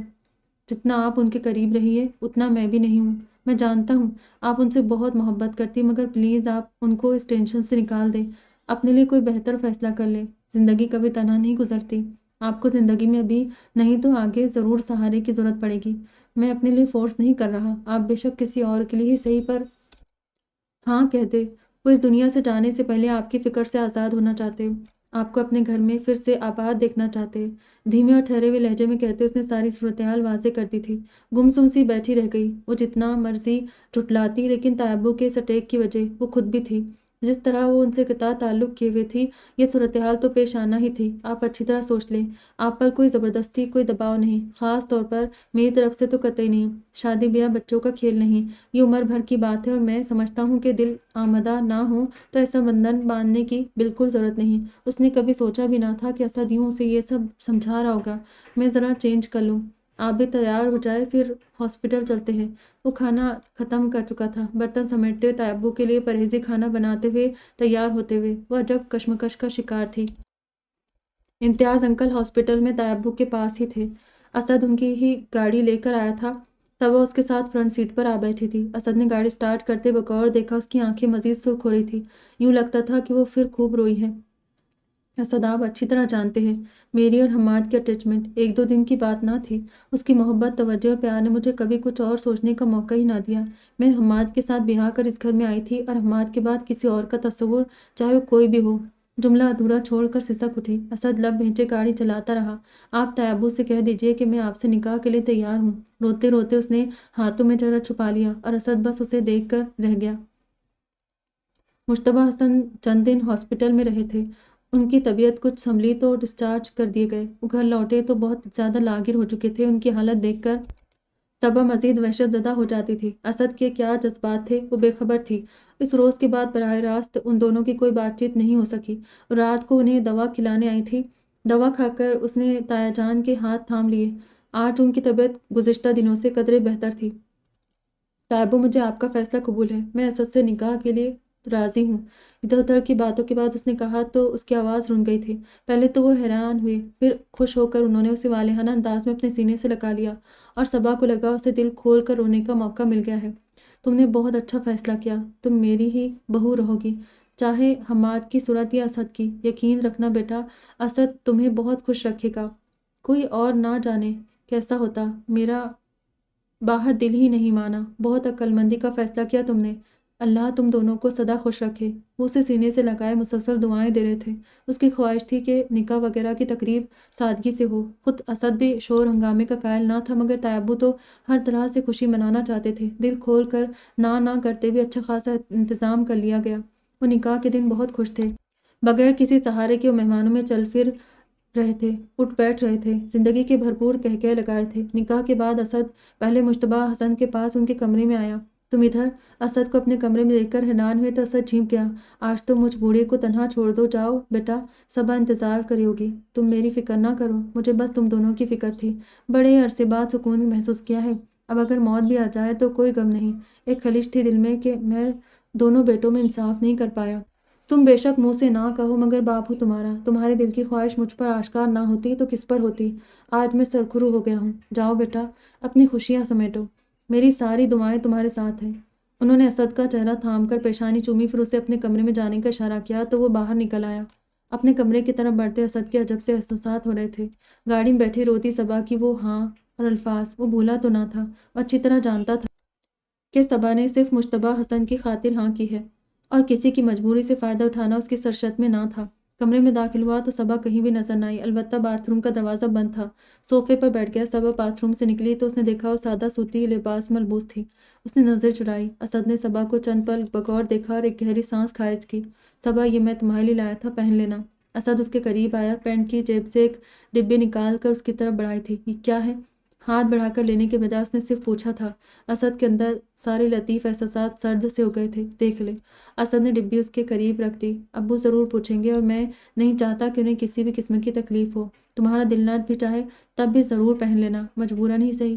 جہاں تک بات ہے تمہارے احساسات کی، میں پوری کوشش کروں گا کہ تمہیں تکلیف نہ ہو۔ میں سمجھ سکتا ہوں کہ تم نے کن حالات میں اور کیوں کر اس رشتے کے لیے رضامندی دی ہے۔ کم از کم میری طرف سے تمہیں کوئی شکایت نہ ہوگی۔ اسے کہہ کر وہ الماری سے لباس لے کر باتھ روم میں گھس گیا اور وہ لباس اور زیور وغیرہ لیے اپنے کمرے میں چلی آئی۔ کچھ دیر بعد وہ اسد کے کمرے میں آئی تو وہ لیٹا ہوا تھا۔ ایک لمحے کو دونوں کی نگاہ ملی، وہ نظر جھکا گئی، خاموشی سے بستر پر آ کر لیٹ گئی۔ تائبو کا یوں چلے جانا اگرچہ اچانک نہیں تھا مگر بہت بڑا صدمہ تھا۔ کتنے دنوں تک تو صبا سنبھل ہی نہ سکی تھی۔ راجیہ باجی باپ کی وفات کی خبر سن کر فوراً پاکستان آ گئی۔ چند ہفتے ٹھہری مگر کب تک اپنا گھر بار چھوڑ کر وہ یہاں ٹھہر سکتی تھی۔ صبا کو آنے والی زندگی سے متعلق ہزاروں نصیحتیں کرتے ہوئے روانہ ہو گئی۔ صبا کے آنسوؤں میں آہستہ آہستہ کمی آنے لگی۔ اسد صبا کا خیال رکھنے کی پوری کوشش کرتا رہا، اس کے احساسات و جذبات کا خصوصی خیال رکھتا تھا۔ غیر محسوس انداز میں اسد پر انحصار کرنے لگی۔ اسد کی موجودگی ڈھارس دیتی تھی اور جب اسد نے تایا کی وفات کے بعد دوبارہ سے آفس جانا شروع کیا تو صبا تنہائی کے احساس میں گھرتی چلی گئی تھی۔ وہ جتنی دیر تک گھر سے باہر رہتا مختلف ابہام و تفکرات کا شکار ہو کر ہولتی رہتی۔ جب وہ گھر آتا تو اسے لگتا وہ کسی مضبوط سائبان کے سائے میں آ گئی ہے۔ وہ ایک ذمہ دار منصب پر فائز تھا اور اس کے ذمے آفس کی طرف سے ایک خاص پروجیکٹ تھا جس کی کامیابی کی صورت میں اسے کراچی کمپنی کی برانچ کا انچارج بنا کر بھیجے جانے کے لیے بہت امکانات تھے۔ اس میں اسے کافی مراعات ملنے کی توقع تھی۔ اس کا پروجیکٹ پاس ہو گیا اور اسے کراچی شفٹ ہونے کے احکامات مل گئے تھے۔ مشتبہ حسن کی وفات کے بعد یہ پہلی خوشخبری تھی۔ خاصا مسرور سا گھر لوٹا تھا۔ اس کا خیال تھا کہ صبا سو گئی ہوگی مگر جب وہ اندر آیا تو صبا کو ٹی وی لاؤنج میں بیٹھے دیکھ کر رک گیا۔ السلام علیکم۔ صبا نے خاموشی سے اسے دیکھ کر سر ہلا دیا۔ پہلے تو صبا اس کی آمد سے قطعی بے پرواہ رہتی تھی مگر تائبو کی وفات کے بعد وہ ہمیشہ گھر آنے پر اس کی اپنی منتظر ملی تھی۔ کھانا کھائیں گے؟ کھڑی ہو گئی۔ نہیں سوری، میں صبح بتانا بھول گیا تھا کہ آج میٹنگ تھی، اسی لیے لیٹ ہو گیا تھا اور ڈنر بھی وہیں کر لیا تھا۔ صبا کے چہرے پر ایک تاریک سا سایہ لہرا گیا۔ اگر چائے مل جائے تو؟ خاموشی سے سر ہلا کر کچن کی طرف چلی آئی۔ اسد کے لیے چائے بناتے وہیں کھڑے کھڑے عجلت میں چند لقمے لینے لگی۔ چائے دم پر تھی جب اس نے آخری لقمہ لیا تھا۔ تم نے کھانا نہیں کھایا تھا؟ مائی گاڈ، رات کے 12 بج رہے اور تم ابھی تک بھوکی بیٹھی ہوئی تھی۔ برتن سنک میں رکھ رہی تھی کہ اسد کی آواز پر چونک کر پلٹ کر دیکھنے لگی۔ نہ جانے کب آ کھڑا ہوا اور اب شرمندگی سے بول رہا تھا، بس یوں ہی، پہلے بھوک نہیں تھی، ابھی لگی تو کھا لیا۔ جس انداز میں کھڑا تشویش زدہ نظروں سے اسے دیکھ رہا تھا صرف یہی کہہ سکی تھی۔ اسد کو اتنا لیٹ ہونے پر ملال ہوا۔ آئی ایم سوری، مجھے تمہیں بتا دینا چاہیے تھا کہ میں لیٹ ہو جاؤں گا، بس یاد نہیں رہا۔ خاموشی سے مگ میں چائے ڈالنے لگی تو اسد کو اس کا انداز خاصا مضطرب لگا۔ کمرے میں ہی لے آؤ، وہ کہہ کر پلٹ گیا تو مگ لیے کمرے میں چلی آئی۔ اسد کپڑے بدل کر آستین کونیوں تک لپیٹتے ہوئے بستر پر آ بیٹھا۔ مجھے اندازہ ہے کہ میں کچھ زیادہ ہی مصروف ہو گیا ہوں، تمہیں زیادہ وقت نہیں دے پا رہا۔ آئی ایم سوری، آئندہ ایسا نہیں ہوگا۔ میں کوشش کروں گا کہ وقت پر گھر آ جایا کروں۔ مجھے آپ سے کوئی شکوہ نہیں، میں آپ کے فرائض اور جاب کے مسائل سمجھ سکتی ہوں، بے فکر رہے، میں مطمئن ہوں۔ بظاہر صبا کے الفاظ سادہ تھے مگر اسد کو ان میں خود اذیتی کی کیفیت محسوس ہوئی تھی۔ ایک خبر ہے، میرے لیے تو یہ ایک اہم نیوز ہے، مجھے کراچی کی نئی برانچ کے انچارج کے طور پر شفٹ کیا جا رہا ہے۔ کچھ توقف کے بعد اسد نے کہا تو وہ چونک کر اسد کو دیکھنے لگی۔ ایک دم تکلیف کے گہرے آثار صبا کے چہرے پر واضح پڑے جا سکتے تھے۔ وہ لب بھیج گئی۔ میں نے اس پروجیکٹ کے لیے بے پناہ کوشش کی ہے، دن رات کی تمیز کے بغیر تمام صلاحیتیں استعمال کی ہیں۔ اگر میں یہ کہوں کہ یہ میری زندگی کی ایک بہت بڑی کامیابی ہے تو غلط نہ ہوگا۔ میں خود بھی کراچی شفٹ ہونا چاہتا ہوں۔ وہ بتا رہا تھا اور صبا کے اندر صدمے سے نڈال ہو جانے والی کیفیت پیدا ہو رہی تھی، یعنی وہ اسے چھوڑ کر جا رہا تھا۔ گمسم سی خالی مگ لیے اٹھ کھڑی ہوئی اسد نے درزیدہ نظروں سے صبا کے چہرے کے تاثرات جانچنا چاہے، مگر وہ اس کے ہاتھ سے بھی خالی مگ لیے باہر نکل گئی۔ اس کے جواب نہ دینے پر وہ کچھ پریشان سا ہو گیا۔ اس کے اور صبا کے درمیان اجنبیت کی دیوار رشتہ ازدواج میں منسلک ہونے کے بعد بھی بدستور قائم تھی۔ وہ کیسے اسے اپنے وجود، اپنے ہونے کا احساس دلاتا، جبکہ اول روز سے صبا کا رویہ اس کے ساتھ ایک اجنبی کا سا تھا۔ اس نے اپنے اور اس کے درمیان اونچی اونچی دیواریں قائم کر رکھی تھی۔ اس کی ناراضگی کی وجہ سمجھ رہا تھا۔ بستر پر آ کر لیٹی تو اس نے مخاطب کیے بغیر کہا، ٹھیک ہے، میں نے لاپرواہی برتی، مگر تمہاری ذمہ داری سے کب انکار کیا ہے میں نے؟ صبا بغیر جواب دیے کروٹ بدلے روئے جا رہی تھی۔ اس نے بے چین ہو کر پکارا، صبا! اسد نے ایک دم اس کا رخ اپنی طرف کیا۔ تبھی اس کی پکار میں دل کے سارے جذبے بند آئے تھے۔ دائیں بائیں ہاتھ رکھ کر اس پر جھکا اور صبا کے آنسو اس کے رخساروں پر ہی ٹھہر گئے۔ میں نے آج اگر بحالت مجبوری آپ کو قبول کیا تھا تو آپ نے بھی مجبوراً یہ زہر کا پیالہ بھرا تھا۔ ہم دونوں کے اپنے اپنے مفادات تھے۔ آپ تائبو کو خوش کرنا چاہتے تھے اور مجھے بہرحال سر چھپانے کے لیے چھت چاہیے تھی۔ اگر آپ سمجھتے ہیں کہ میں نے اپنے غرض میں آپ کو قبول کیا ہے تو آپ کوئی حتمی فیصلہ کر لیں، چھوڑ دیں مجھے۔ وہ اس وقت جذباتیت کی انتہا پر تھی۔ جو منہ میں آیا کہتی چلی گئی، پلیز صبا چپ ہو جاؤ، تمہیں اندازہ ہے کہ تم کیا کہہ رہی ہو؟ یہ رشتہ میں نے صرف ابو کی خواہش پر نہیں باندھا، دل کی پوری رضامندی سے تمہیں اپنایا ہے۔ تم میری اولین خواہش تھی صبا۔ وہ آج اس کے سامنے ہار گیا۔ جو جذبے برسوں دل کے نہا خانوں میں چھپا کر رکھے تھے آج اس پر آشکار کر دیے تھے، مگر دوسری طرف وہ متوجہ ہی نہیں تھے۔ اس خوبصورت اظہار پر بھی اس کی طرف سے کوئی رد عمل ظاہر نہ ہوا۔ صبا! محبت و لگاوٹ سے اسے پکارتے ہوئے اسد نے دونوں کے درمیان قائم خود ساختہ نہ کی دیوار کو گرانے میں پہل کرنا چاہی تھی۔ اس کے وجود کو اپنے مضبوط بازوؤں کے حصار میں لیا تھا۔ آپ مجھے چھوڑ کے چلے جائیں گے؟ اس نے بہت کرب سے پوچھا تھا۔ جواباً اسد حیران ہو گیا، ہرگز نہیں، میں بھلا تمہیں کیوں چھوڑ کر جاؤں گا؟ تم ہر جگہ میرے ساتھ رہو گی۔ اس نے بے یقینی سے دیکھا، وہاں مجھے رہائش مل رہی ہے، تم بس پیکنگ کرو، تم میرے ساتھ چلو گی۔ اسد نے اسے بھرپور الفاظ اور انداز میں یقین دلانے کی کوشش کی، مگر اس نے کچھ نہ کہا، بس تھوڑی دیر تک دیکھتی رہی، پھر کروٹ بدل کر آنکھیں موند لی۔ پشمینہ اور زوار خان کی شادی ہو گئی تھی۔ بی بی جان مطمئن تھی، پشمینہ اور زوار خان ان کے پاس تھے۔ دونوں کو بے پناہ خوش دیکھ کر بی بی جان کے دل کے اندر اطمینان سرایت کرتا جا رہا تھا۔ سارم کے دکھ کے بعد ان کی ساری امیدیں تینوں بیٹیوں کے خوشیوں سے ہی وابستہ تھی۔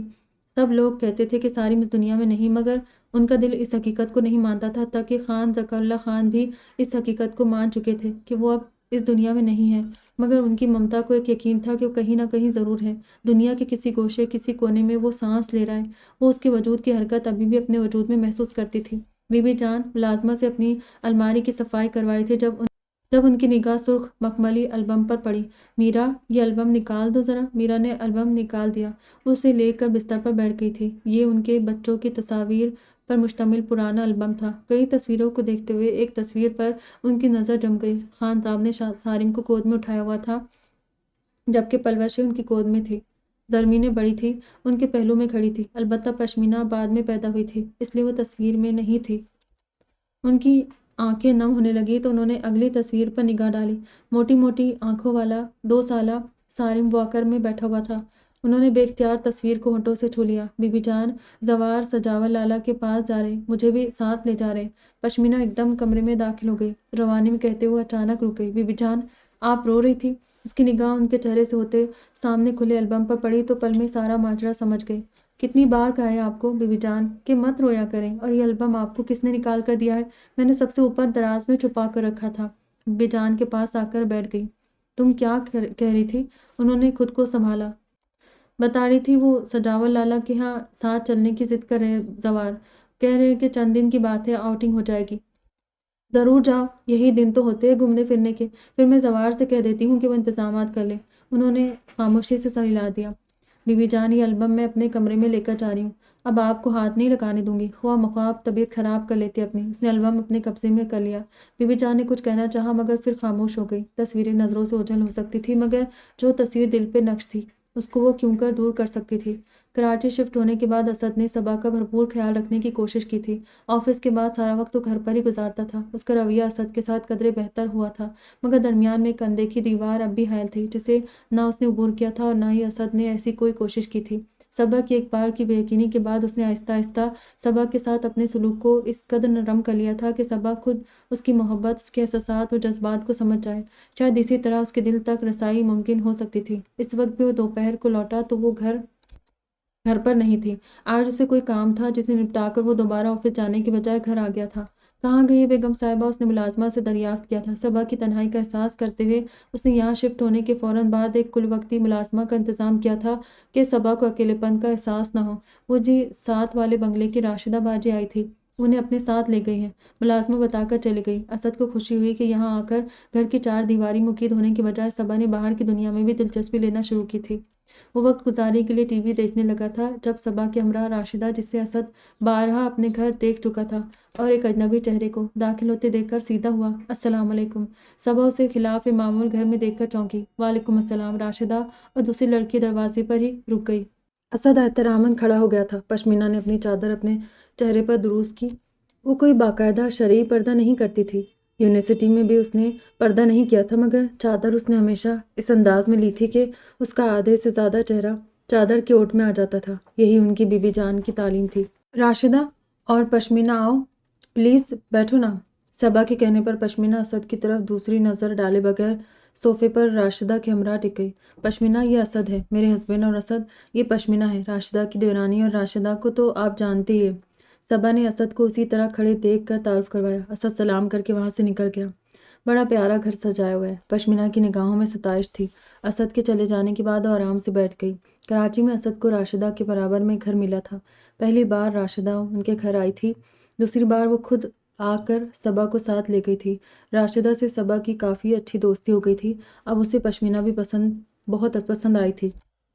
پشمینہ ستائشی نظروں سے ادھر ادھر دیکھ رہی تھی۔ اس کی نگاہ ٹیلی فون اسٹینڈ پر رکھی بڑی سی تصویر پر ٹھہر گئی۔ مشتبہ حسن کے ساتھ کھڑے، دائیں بائیں بھرپور دلکش مسکراہٹ ہونٹوں پر سجائے اسد اور حماد کا بڑا خوبصورت انداز تھا۔ اسد کو یہ تصویر بہت پسند تھی۔ لاہور میں بھی یہ تصویر اس کے کمرے میں سائڈ ٹیبل پر سجی ہوئی تھی اور اب یہاں بھی۔ یہ کون ہے؟ پشمینہ نے تصویر ہاتھ میں لے لی۔ نہ جانے تصویر میں ایسی کون سی بات تھی کہ پوچھ بیٹھی۔ یہ میرے تایابو ہے، ساتھ میں حماد، اور یہ اسد ہے۔ اسد سے تو تم ابھی ملی ہو نا؟ تایابو اور حماد اب اس دنیا میں نہیں ہیں۔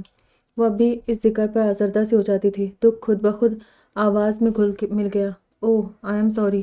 وہ شرمندہ سی ہو گئی، مگر نظریں تصویر پر جیسے جم سی گئی۔ تصویر میں اسد اور حماد دونوں تھے، مگر پشمینہ کی نظریں اسد کے مسکراتے چہرے پہ الجھ گئی۔ اسے لگ رہا تھا کہ اس نے پہلے بھی یہ چہرہ کہیں دیکھا ہے۔ یہ چہرہ اسے اپنی طرف کھینچ رہا تھا۔ صبا، کیا تمہیں ایسا لگتا ہے کہ ہم پہلے بھی کہیں ملے ہیں؟ اس نے صبا سے ہی پوچھ لیا۔ ہو سکتا ہے، میں یہیں کراچی میں ہی پلی بڑی ہوں۔ شادی کے بعد لاہور شفٹ ہو گئی تھی، مگر پھر اب اسد کی یہاں شفٹنگ ہو گئی۔ لیکن میں پہلی دفعہ کراچی آئی ہوں۔ تمہیں تو میں نے پہلی بار ہی دیکھا، مگر لگتا ہے تمہارے شوہر کو کہیں دیکھا ہوا ہے، مگر کہاں، یاد نہیں آ رہا۔ صبا نے حیران ہو کر دیکھا۔ ہو سکتا ہے تمہیں وہم ہوا ہو، اسد اور صبا بھی چند دن پہلے یہاں شفٹ ہوئے ہیں۔ راشدہ نے ٹوکا تو اس نے مزید کچھ کہنے کے بجائے تصویر دوبارہ اسٹینڈ پر رکھ دی، مگر اس کا ذہن الجھ چکا تھا۔ تھوڑی دیر تک ادھر ادھر کی باتیں کرنے کے بعد راشدہ پشمینہ چلی گئی تو وہ اسد کے پاس آئی۔ اسد کرسی پر بیٹھا ہوا تھا۔ اسد، کھانا لگاؤں؟ راشدہ کے ہاں جانے سے قبل وہ کھانا تیار کر چکی تھی۔ اس نے کہا تو اسد نے چونک کر اسے دیکھا۔ اسد کا انداز کچھ ایسا تھا کہ صبا کو لگا وہ اس ماحول سے بالکل کٹا ہوا ہے۔ میں کھانے کا پوچھ رہی تھی۔ اس کی کیفیت پر حیران ہوتے اس نے پھر سوال دہرایا تھا۔ پہلے تو نہیں، مگر اب وہ اسد پر توجہ دینے لگی تھی، اس پر غور کرنے لگی تھی۔ جہاں اس کی شخصیت کے بہت سے راز اس پر عیا ہوئے تھے، وہاں اسے یہ احساس بھی شدت سے ہونے لگا تھا کہ اکثر وہ سوچتے سوچتے کہیں کھو جاتا ہے۔ وہ اس کیفیت کا محرک نہیں جانتی تھی، سو الجھ جاتی تھی۔ اپنی کنپٹیاں مسلتے اس نے سر ہلا دیا۔ کیا بات ہے؟ آپ کی طبیعت تو ٹھیک ہے نا؟ ایک تو اس کا جلدی آ جانا اور اوپر سے گمسم انداز متفکر سے پوچھ رہی تھی۔ ہاں ٹھیک ہوں، وہ الجھ ہی گیا تھا، مگر مجھے لگتا ہے کہ آپ کی طبیعت ٹھیک نہیں ہے۔ سارا دن آفس میں بزی رہتے ہیں، اسی لیے تھکن ہو جاتی ہے۔ اتنا کام کا لوڈ کیوں ڈالتے خود پر؟ اس طرح تو آپ کی صحت خراب ہو جائے گی۔ وہ سمجھی تھی کہ شاید کام کی زیادتی ہے۔ اس نے ہلکے سے اس کی پیشانی پر ہاتھ رکھا۔ اسد نے حیران ہو کر صبا کا متفکر انداز دیکھا۔ خاص طور پر یوں پیشانی چھونا اس کے اندر خوشگوار سا احساس جاگا تھا۔ ایسے لگا جیسے حفظدہ ماحول میں دل کو معطر کرنے والا ایک جھونکا دل میں اتر گیا ہو، ورنہ ہمیشہ عجب سرد احساسات لی ہوتی تھی، مگر اب یہ مہربانی، میں ٹھیک ہوں۔ اس نے دل کی خواہش پر اس کے سبق नरम हाथ अपने मजबूत हाथों में थाम लिए थे। सबा की गर्दन में अपना दिया गया लॉकेट देखकर असद के अंदर अजब सरमस्ती छाई थी। शादी के बाद उसने बज़ाहिर लॉकेट पहन लिया था, मगर ताया की वफ़ात के बाद उसने उतार दिया था और अब फिर ये उसकी गर्दन में था, यानी वो बदल रही थी। एक खुशगवार एहसास था। असद ने तो सिर्फ हाथ बढ़ाया था, मगर सबा को लगा वो लम्हों की कैद में जकड़ी गई है। असद की नज़रों का इर्तिकाज़ था या उसके हाथ का लम्स। वो जो उसकी गर्दन पर लिपटे लॉकेट को छेड़ रहा था, वो अपने आप में सिमट सी गई। हमेशा की तरह उसका हाथ झटक ना सकी थी। असद की नज़रों में ऐसी लपक थी कि उसका दिल उथल पुथल होने लगा। असद की मौजूदगी में उस पर ऐसी कैफियत पहले कभी तारी न हुई। सबा, उसने उसके मुकाबिल खड़े होते बड़ी मोहब्बत से पुकारा। उसने चेहरा मोड़ना चाहा, मगर असद ने ऐसा ना करने दिया। प्लीज़ सबा, तुम नहीं जानती तुम मेरे लिए क्या हो। मैं तुम्हें देखता हूँ तो ज़िंदगी का मकसद याद आने लगता है। तुम एक पल को नज़र ना हो तो लगता है मैं अंदर से खाली हो गया हूँ। बेहद जज्बातियत का मुजाहरा करते पूरे इस्तेकाक से असद ने उसे बाजुओं में भर लिया था। असद की नज़रों का वालिहानापन और मुसलसल तंग होती गिरफ्त हर चीज़ चीख चीख कर एतराफ़ कर रही थी कि वो उसके लिए किस कदर ख़ास है, वो उसकी ज़िंदगी में क्या मुकाम रखती है। ये सबा को अपना आप पिघलता महसूस हो रहा था। दिल था कि सीना तोड़कर बाहर निकलने को बेताब था। उसने कुछ कहना चाहा, मज़ाहमत करना चाही, मगर सारे हौसले भर भरी मिट्टी की तरह ढह गए। सबा, I love you, really I love you. मैं जानता हूँ मैं बेनाम और निशान मौजूद हूँ, मगर हालात कैसे भी हो, प्लीज़ मुझे कभी तन्हा ना छोड़ना। मेरी ज़ात को ना जुटलाना, मुझे कभी खुद से दूर ना करना। मैं जानता हूँ कि मैं तुम्हारी मोहब्बत नहीं, तरजीह भी नहीं हूँ, फिर भी मेरा साथ देना। मैं बरसों तड़पा हूँ, सिर्फ तुम्हारे वजूद का सहारा है, वरना। उसका लहजा टूटा हुआ था, आवाज़ रुन गई थी, जबकि बाजुओं की गिरफ्त लम्हा ब लम्हा तंग हो रही थी। उसके हिसार में मुकीद सबा को अपना सांस बंद होता महसूस हुआ। असद, प्लीज़ होश करे, कोई आ जाएगा। रूहां से हो गई थी, सांस तक लेना महाल था। बमुश्किल कह पाई। असद चौंक गया। दोनों टीवी लाउंज में थे। एकदम उसे अपने बाजू से खिसार से अलग किया। वो इस कदर पुरजोश और बेबाक पहले कभी भी नहीं हुआ था। I am sorry Saba, really sorry. रुख मोड़ गया। सबा खुद हैरान थी कि एक निगाह उसकी चौड़ी पुश्त पर डाली। आप बैठे, मैं खाना लाती हूँ, अपनी लुड़खड़ाती टांगे समेत लरसती आवाज़ में कहकर वो किचन की तरफ बढ़ गई। वो कई दिनों से उसकी कैफियत नोट कर रहा था। जब से वो लोग कराची से आए थे, तब से उसे लग रहा था कि पश्मीना कुछ कहना चाहती है, मगर कह नहीं पाती। अब भी रात की इस पहर वो बाजार किताब पढ़ रहा था, मगर बिस्तर पर दराज पश्मीना को ही नोट कर रहा था। पश्मीना, क्या बात है, परेशान हो? पश्मीना ने एक नज़र उस पर डाली, फिर सरनफी में हिला गई।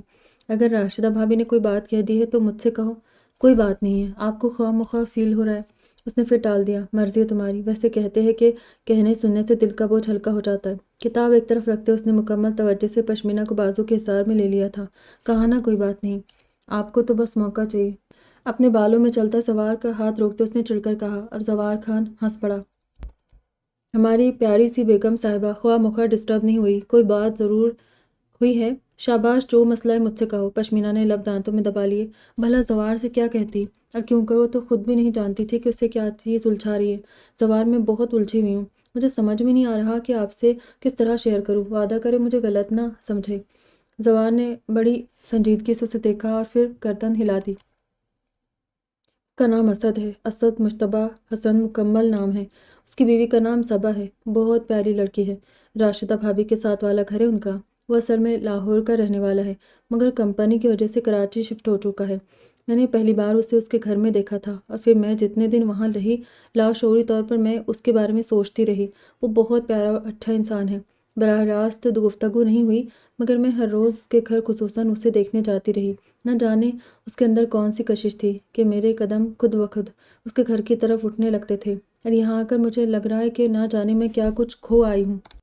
जवार के चेहरे का रंग बदल गया। पश्मीना फ़ौरन बोली, जवार मुझे गलत ना समझेगा, बस उसको देखकर लगता था कि कोई चीज़ है जो मुझे उसकी तरफ खींचती है। मैं बहुत परेशान हूँ जवार, बहुत। बताते बताते आखिर में एकदम रो पड़ी थी।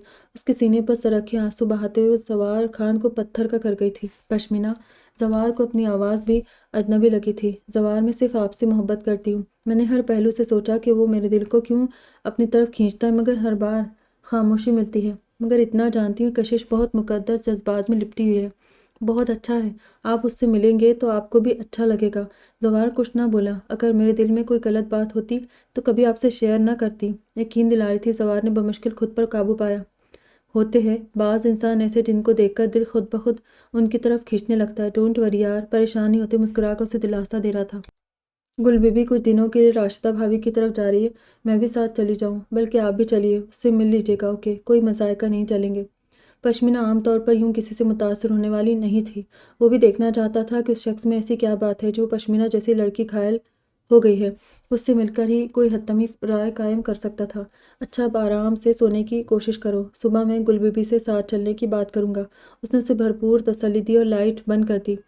گل بیبی سے بات کی تو انہوں نے فوراً ساتھ چلنے کی حامی بھر لی تھی۔ اس طرح وہ بھی کراچی پہنچ گئے۔ راشدہ بھابھی دوبارہ پشمینہ کو دیکھ کر بہت خوش ہوئی تھی۔ دوپہر کے کھانے کے بعد جب گل بیبی آرام کرنے لیٹ گئی تو زوار کو لے کر صبا کے گھر چلی گئی۔ صبا بھی پشمینہ کو دیکھ کر بہت خوش ہوئی، اسے بھی پشمینہ بہت اچھی لگی تھی۔ زوار کو دیکھنے کے بعد اسے ان کی جوڑی بہت اچھی لگی۔ معاف کیجیے گا زوار بھائی، اسد کراچی میں نہیں ہے، صبح ہی لاہور کے لیے نکلے ہیں، کل رات تک واپس آ جائیں گے۔ زوار نے جب اسد سے ملنے کی خواہش کا اظہار کیا تو صبا نے بتایا۔ زوار کے ساتھ ساتھ پشمینہ کے چہرے کی بھی جوت بجھ گئی تھی۔ میں چائے لے کر آتی ہوں۔ اٹھ کر چلی گئی تو پشمینہ نے اسٹینڈ پر رکھی تصویر تھام کر زوار کو تھمائی۔ یہ ہے صبا کے شوہر اسد مشتبہ حسن، یہ سسر ہے اور یہ اسد کے بھائی۔ زوار نے اسد کی تصویر پر نگاہیں جما دی۔ کئی ثانیے بغیر پلک جھپکائے دیکھے گیا۔ کچھ دیر وہاں بیٹھ کر واپس آ گئے تھے۔ پشمینہ، مجھے اس کو دیکھ کر ایسا لگا کہ میں اس سے پہلے کہیں مل چکا ہوں، دیکھ چکا ہوں، مگر کہاں، یاد ہی نہیں آ رہا۔ اپنی کنپٹیاں مسلتے کہہ رہا تھا اور پشمینہ ایک دم سے پرجوش ہو گئی۔ بالکل میری جیسی کیفیت ہے، سچ زوار، مجھے بھی یہی لگا کہ میں نے اسے کہیں دیکھا ہوا ہے، ملی ہوئی ہوں اس سے۔ زوار نے کچھ سوچتے ہوئے کہا، پشمینہ، مجھے ایسا لگتا ہے کہ جیسے شخص کی شکل ماموں جان سے ملتی جلتی ہے، شاید یہی اٹریکشن ہے جو ہمیں اس کی طرف کھینچتی ہے۔ چونک گئی۔ اگر اس کے چہرے پر بھی داڑھی ہو اور چہرے پر کچھ بڑھتی عمر کا عکس ہو تو بالکل ماموں جان کا چہرہ لگے، پرسوچ انداز میں کہہ رہا تھا، اور پشمینہ کو لگا اس کے ذہن میں کوئی دھماکہ ہوا۔ سارم لالا، سرسراتی آواز بولی اور زوار چونک پڑا۔ زوار، وہ سارم لالا تو نہیں؟ ہمارے لالا، یہ ہمارے خون کی کشش تو نہیں جو مجھے ان کی طرف کھینچ رہی ہے، مگر ان کا نام تو اسد ہے، مشتبہ حسن کے بیٹے، حماد حسن کے بھائی، لاہور سے آئے ہیں، پھر وہ ہمارے لالا کیسے ہو سکتے؟ زوار نے الجھ کر کہا۔ زوار، دعا کرے یہ ہمارے سارم لالا ہی ہو۔ ہمارے لالا، بی بی جان نے ایک عمر انتظار کیا ہے، وہ ساری ساری رات سجدے میں گزار دیتی ہے اس امید پر کہ ان کا سارم زندہ ہے۔ شدت سے رو پڑی تھی۔ زوار خان نے بڑے صباؤ سے گل بیبی کو ساری بات بتائی۔ فوراً صبا کے ہاں جانے کے لیے اٹھی تھی۔ پشمینہ گل بیبی کو ہمراہ لیے صبا کے ہاں چل پڑی۔ صبا بڑے اتفاق سے گل بیبی سے ملی۔ اس نے انہیں ٹی وی لاؤنج میں بٹھایا تو پشمینہ کے اشارہ کرنے پر انہوں نے موقع محل کا انتظار کیے بغیر فوراً تصویر اٹھا لی۔ سارم، اسد پر نگاہ پڑتے ہی وہ پکاری۔ صبا نے نہ سمجھے سے انہیں دیکھا۔ یہ کون ہے؟ انہوں نے تصویر پر انگلی رکھی۔ میرے شوہر ہے، اسد، اس نے سادگی سے بتایا تو گل بیبی فوراً بولی، نہیں، یہ سارم ہے۔ میرے لالا کی جوانی میں تو ایک نظر میں پہچان گئی ہوں۔ آج وہ ہمارے پاس ہوتا تو بالکل ایسا ہی ہوتا۔ میرا دل کہتا ہے کہ یہ سارم ہے۔ اس کے رخسار کا یہ تل، تھوڑی کا یہ نشان ہمارے سارم کا ہی تو ہے۔ اس کے والدین کون ہیں، کہاں ہیں؟ ان کی آنکھوں سے آنسو روا تھے اور صبا حیران و ششدر کھڑی تھی۔ اس کے والد کون ہیں؟ کیا نام ہے اس کے باپ کا؟ وہ پوچھ رہی تھی اور صبا کی سمجھ میں نہیں آ رہا تھا کہ انہیں کیا بتائے۔ اپنے باپ کا نام تو اب شاید اسد کو بھی یاد نہ ہو۔ سب اسے مشتبہ حسن کے بیٹے کے نام سے ہی جانتے تھے۔ اسد مشتبہ حسن، اس کی زبان سے پھسلا۔ دراصل اس نے کچھ کہنے کو لب وا کیے۔ نہیں، یہ سارم ہے۔ سارم کے والد کا نام خان ذکر اللہ خان ہے۔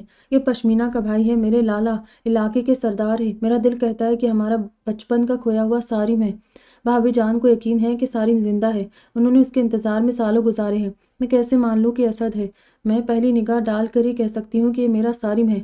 ادھر علاقے میں لے جا کر کھڑا کروں تو لوگ قسم کھا کر کہہ دیں گے کہ یہ سارم ہے، ہو بہو میرے لالا کی جوانی ہے۔ وہ رو رہی تھی اور صبا کا دماغ اس انکشاف پر سائیں سائیں کر رہا تھا۔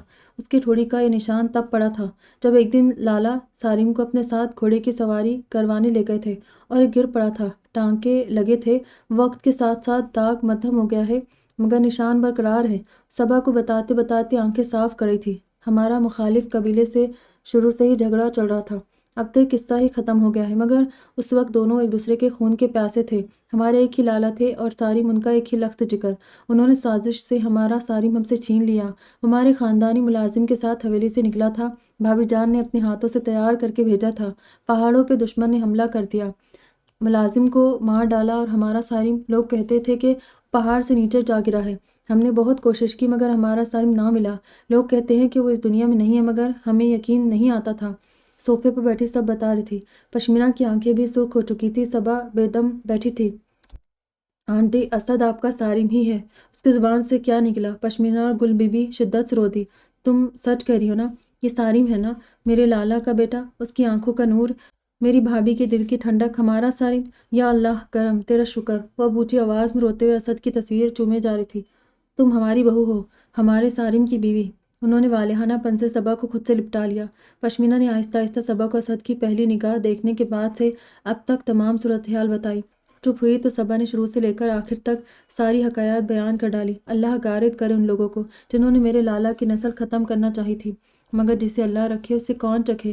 اللہ نے کیسے میرے صارم کو بچانے کا وسیلہ بنایا۔ بڑے نیک صفت تھے تمہارے تایا، اللہ ان کی مغفرت کرے۔ اگر وہ زندہ ہوتے تو ضرور عقیدت سے شکریہ ادا کرتی۔ انہوں نے ہماری امانت سنبھال کر رکھی، اپنا نام دیا، پڑھایا لکھایا، شادی کی، ورنہ کسی بے نام و نشان کا سہارا کون بنتا ہے؟ وہ پھر آبدیدہ ہو گئی تھی۔ بہت پیاری ہو تم۔ بھابھی جان کو بڑا ارمان تھا کہ ان کا صارم زندہ ہوتا تو وہ اسے دلہا بناتی، شادی کرتی، اس کے بچوں کو گود میں کھلاتی۔ اب تم دیکھنا کیسے ہم تمہیں ارمانوں سے اپنے گھر لے جائیں گے۔ اپنے سارے ارمان پورے کرتی ہے، اس کی پیشانی چومتے ہوئے بہت محبت سے کہا تو مسکرا دی۔